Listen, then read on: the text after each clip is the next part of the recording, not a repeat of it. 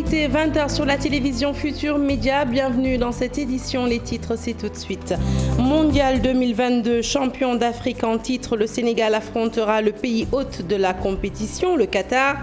Les protégés d'Aliou Cissé croiseront le fer également avec l'Équateur et les Pays-Bas. Pour le patron du sport sénégalais, le groupe A dans lequel figure l'équipe nationale est un groupe abordable.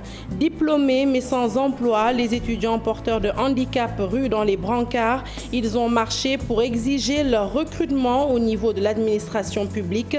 Abbas Dramé est le porte-parole de leur association. Vous l'entendrez dans ce journal. Un début de Ramadan en ordre dispersé. La Commission nationale de concertation sur le croissant lunaire prévoit de scruter le ciel ce samedi.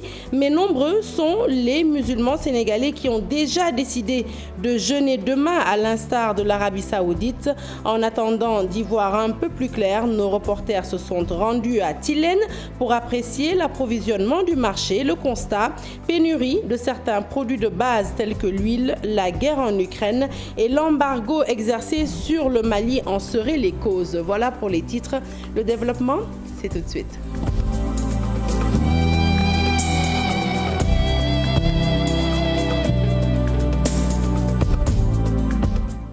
Rebonsoir à toutes et à tous. Un duel épique contre le pays hôte et un choc contre les Pays-Bas. Voilà, entre autres matchs au programme des Lions pour Qatar 2022. Le tirage au sort de la prochaine Coupe du Monde prévue du 21 novembre au 18 décembre au Qatar s'est déroulé ce vendredi à Doha. Un exercice difficile pour le Cameroun qui hérite du Brésil. Le compte-rendu est signé Ibrahim Akane. Le suspense est tombé. Le Sénégal va se frotter aux pays hôtes, aux Pays-Bas et à l'Équateur en phase de groupe. C'est ce qui ressort du tirage au sort de la 22e édition de la Coupe du Monde Qatar 2022. Placés dans le pot 3, les Lions ont hérité de la poule A avec le Qatar comme tête de série du groupe. Un choc d'entrée pour les protégés d'Aliou Cissé qui vont défier les Pays-Bas d'un certain Virgil van Dijk, coéquipier de Sadio Mané à Liverpool. Un tirage au sort plutôt favorable aux Lions, contrairement au Cameroun, autre représentant de l'Afrique. Les hommes de Rigobert Song tombent sur du lourd dans le groupe G, où ils retrouvent le Brésil, la Serbie et la Suisse. La Tunisie n'est pas en reste. Les Aigles de Carthage ont hérité du champion en titre, la France, du Danemark et d'un barragiste dans le groupe D. Dans le groupe F, on retrouve les Lions de l'Atlas qui croiseront le fer contre la Croatie, la Belgique et le Canada. Les Black Stars dans le groupe H retrouvent le Portugal de Cristiano Ronaldo, l'Uruguay et la Corée du Sud. Rappelons que 32 équipes vont s'engager dans cette compétition. Les 29 sont déjà connus, les 3 autres sortiront des barrages prévus en juin. La cérémonie de tirage au sort de cette 22e édition de la Coupe du Monde s'est déroulée au Palais des Congrès de Doha, au Qatar. Et le match qui sera sans doute le grand choc de la phase de groupe opposera l'Espagne à l'Allemagne dans le groupe E. Je vous l'annonce donc tout de suite, le Sénégal tombe sur le Qatar, pays organisateur, l'Équateur et les Pays-Bas. Les Lions de la Teranga occupent le groupe A. Pour certains consultants, le partage des groupes est assez équilibré. C'est le cas de Talafal qui pense que c'est une poule prenable pour l'équipe nationale. Nous l'écoutons au micro de Aminata Mbaresso et Mori Diop. C'est un groupe tout à fait jouable où on a nos chances de pouvoir nous qualifier. Et je pense quand même qu'aujourd'hui, vu le groupe qu'on a, l'équipe qu'on a, le titre qu'on l'emporte aujourd'hui en tant que champion d'Afrique, on doit pouvoir se qualifier et sortir de ce groupe. Maintenant, on a un groupe qui a mûri, qui a gagné en expérience. Et donc, un match n'est jamais gagné d'avance. Mais ce qui est sûr, c'est qu'on a nos chances de pouvoir nous qualifier par rapport à ce groupe-là. En dehors des Pays-Bas qui ont eu l'habitude de pouvoir briller un peu partout à travers le monde par leur passé, mais qui aujourd'hui sont devenus une équipe comme n'importe quelle équipe européenne. Allez, un autre de nos consultants maison, lui, opte un peu plus pour la prudence. Il s'agit de Bakary Cissé qui pense par ailleurs que dans des situations pareilles, la méfiance doit être de mise. Nous l'écoutons toujours au micro de Aminata Mbaresso. Pour la première fois, on n'aura pas beaucoup de derby. Pour la première fois, on n'est pas tombé sur des groupes de feu. Que ce soit Lothar Matthäus ou Cafu, ils ont eu des mains très tendres. Et donc, on a vu qu'ils ont tous les deux tiré des groupes équilibrés. Maintenant, oui, mais les rencontres de ce genre ne sont jamais faciles à jouer parce que chaque équipe se dit qu'effectivement le groupe est équilibré. Je pense que ce soit la Tunisie, le Ghana ou le Cameroun, ils ont tous ces pays-là ont des revanches à prendre sur leurs adversaires et ils doivent normalement défendre les couleurs de l'Afrique, pas simplement les couleurs de leur pays, parce qu'ils sont des représentants de l'Afrique. Et donc, ils ont tous les 4 autres pays, à l'image du Sénégal, ont leur chance à jouer. Et je pense qu'ils vont saisir cette chance-là, parce que quand même, comme je l'ai dit, l'Afrique n'ira pas à la Coupe d'Afrique en victime expiatoire. Au contraire, l'Afrique va essayer de jouer sa partition. Allez, après les consultants, nous écoutons le patron du sport sénégalais pour Matarba. Eh bien, ce groupe A est très abordable pour les Lions de la Teranga comparé à leurs pairs africains. Le ministre des Sports demande au staff de continuer le travail pour espérer d'aller le plus loin possible dans cette compétition mondiale.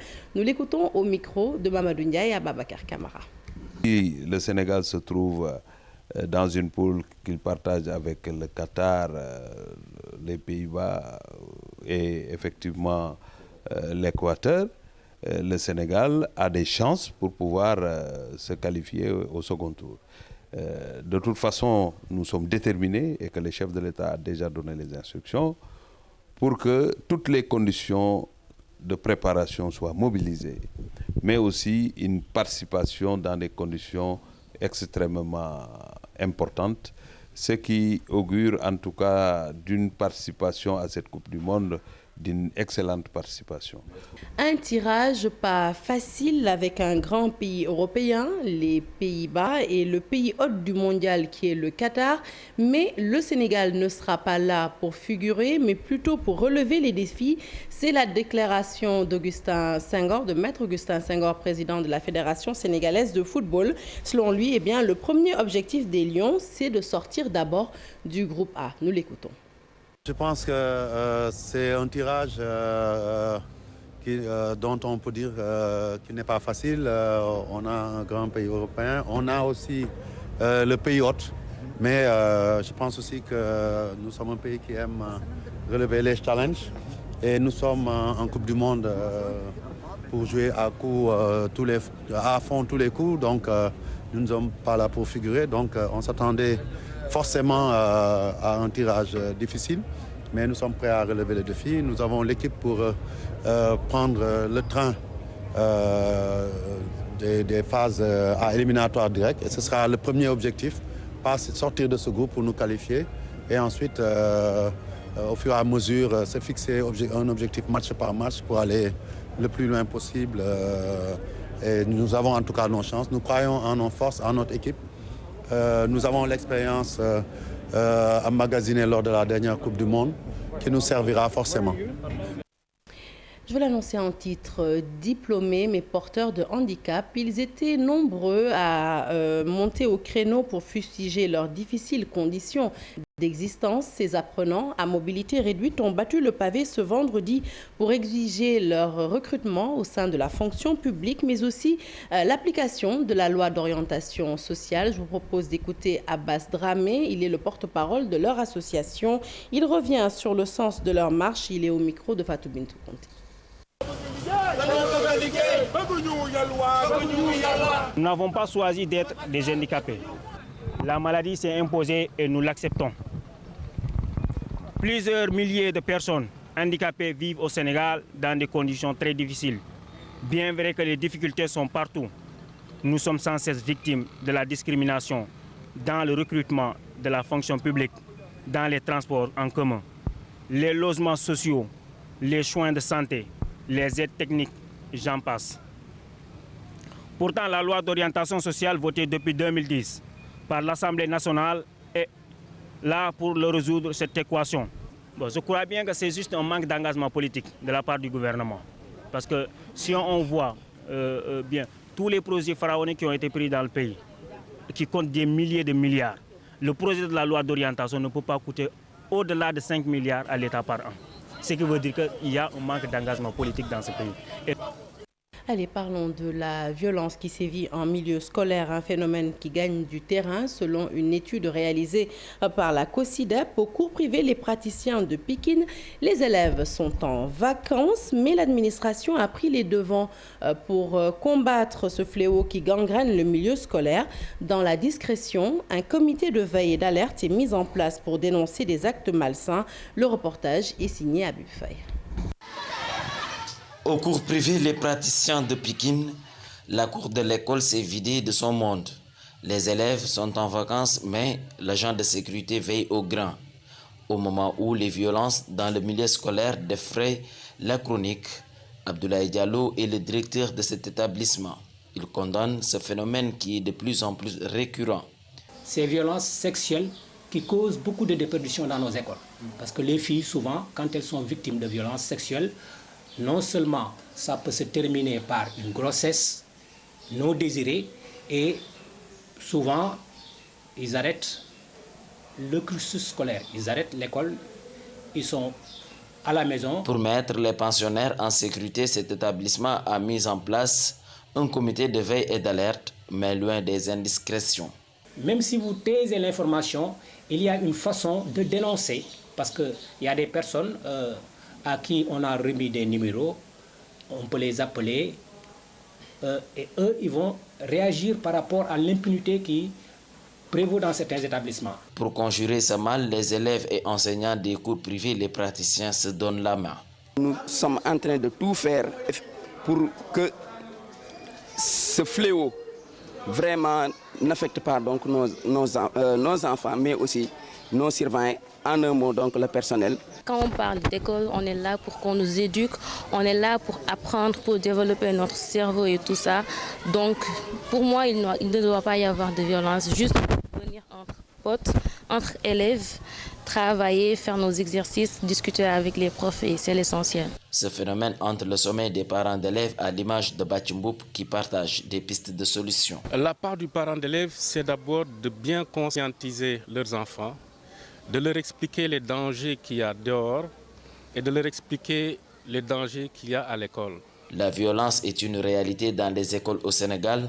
C'est ce qui ressort de l'étude sur le phénomène de la violence en milieu scolaire dans le cadre du projet lycée modèle de la citoyenneté et du civisme, d'où l'urgence de mettre un terme à ce mal qui ternit l'image de l'école sénégalaise.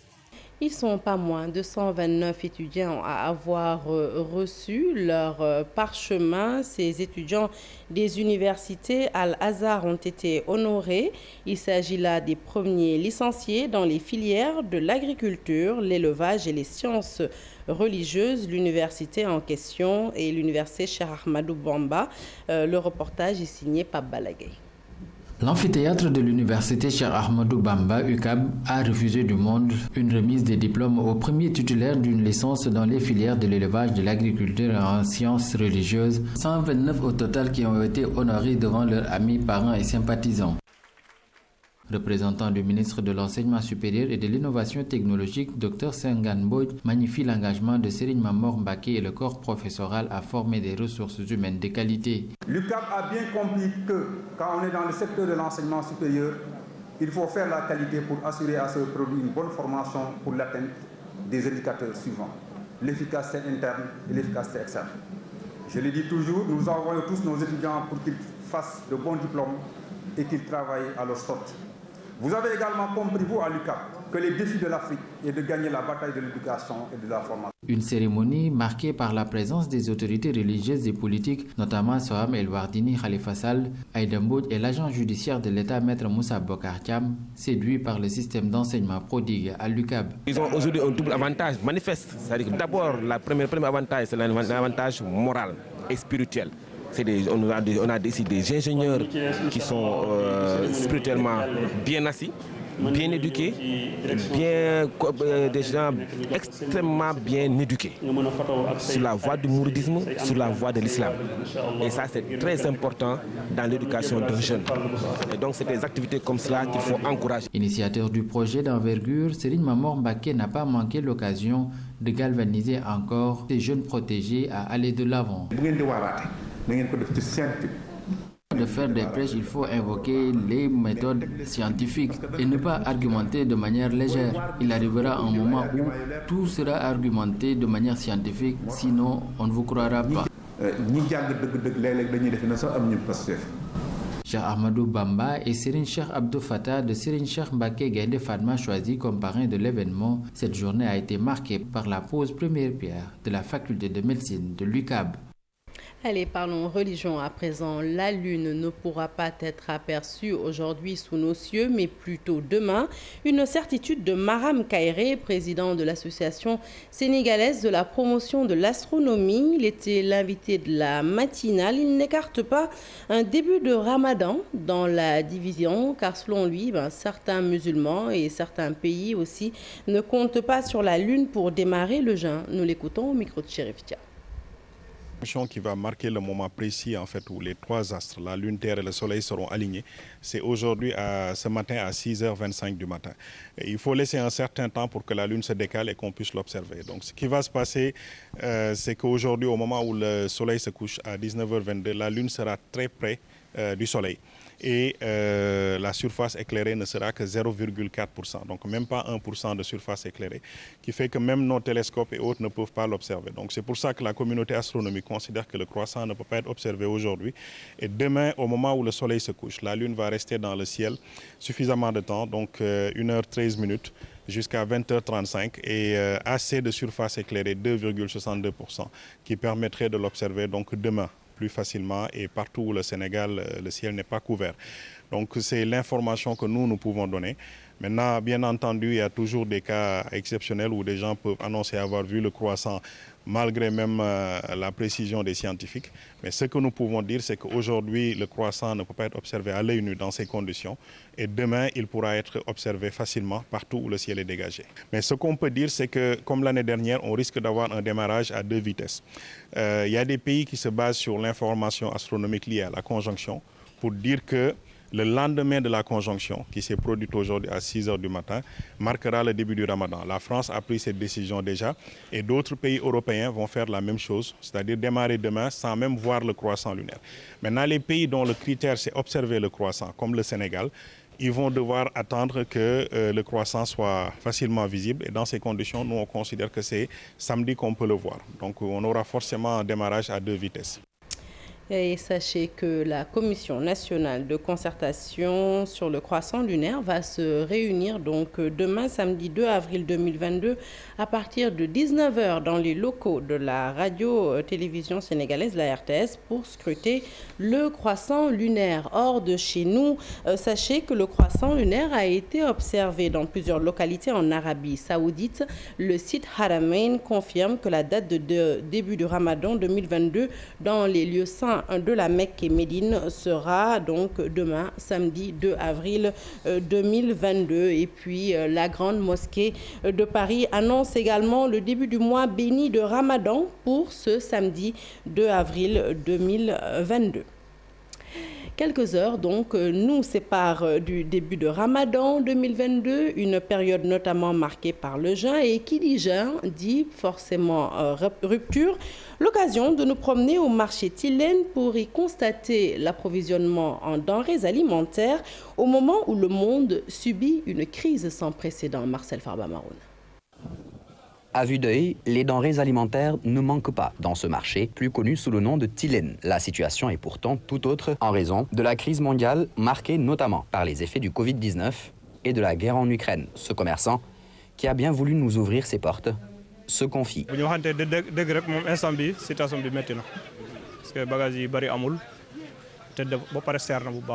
À vrai dire, la situation est très difficile. Il y a plein de marchandises qui manquent et qui sont très chères. Il y a très peu d'huile, par exemple, alors que cette denrée et le riz sont les plus consommés. Il y a par contre du riz. La bouteille d'huile de 5 litres varie entre 1400 et 1500 francs CFA. En fait, on avait diminué le prix de la bouteille de 20 litres, mais cette dernière manque. Du coup, on est obligé d'extraire de l'huile de la bouteille de 5 litres et la revendre au détail.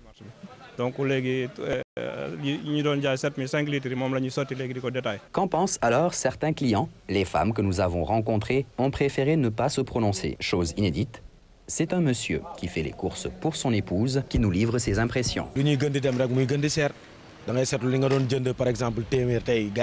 prix sont de plus en plus chers. Ce que l'on achetait par exemple à 500 francs, au minimum, on augmente 100 voire 150 francs de plus.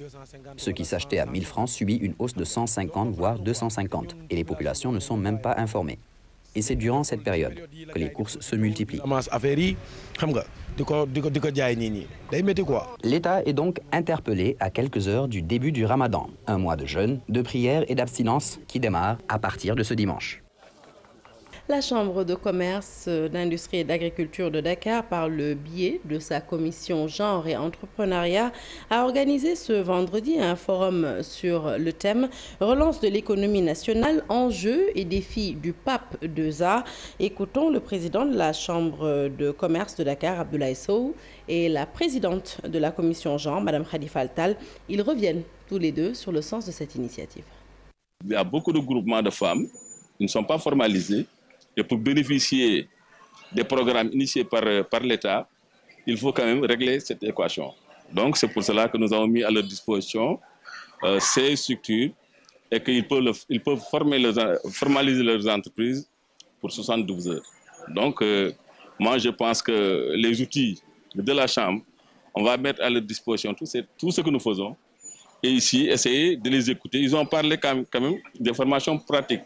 Il s'agira de voir les secteurs économiques qui portent véritablement ce pays-là depuis toujours, cette chambre de commerce qui est beaucoup plus ancienne que nos indépendances, puisse manifester en quoi elle est particulière, en quoi c'est la porte économique de notre pays.